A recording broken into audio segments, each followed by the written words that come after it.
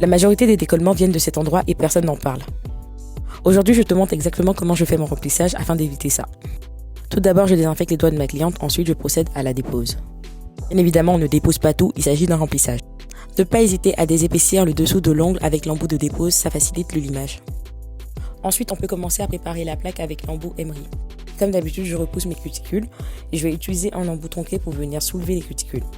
N'hésitez pas à retourner la main de la cliente pour soulever le jupon des cuticules, ça facilite la coupe. Une fois les cuticules coupées, on peut passer au façonnage de la forme. La cliente a décidé de partir sur une forme ovale. Parallèle d'abord, puis mouvement arrondi en arc de cercle, comme si tu jouais du violoncelle. Je retire la kératine en dessous de l'ongle car l'ongle naturel se dédouble avec le temps. Retirer cette fine couche améliore la tenue. Ensuite, petit coup de buffer pour nettoyer tout ce qui est resté en dessous. Je nettoie enfin avec du cleaner et une petite brosse. Regardez comment c'est nickel. Franchement. Comme d'habitude, je ne change pas, je viens appliquer une fine couche de la base solide de chez Eliamage. Pour son anniversaire, nous avons décidé de faire du cutie glitter avec effet sirène. N'hésitez pas à utiliser un pinceau liner pour venir peaufiner s'il faut.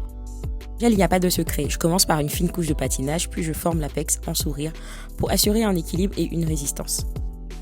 Pas à retourner la main de la cliente pour que l'apex se positionne. Et à peaufiner aussi avec le pinceau liner.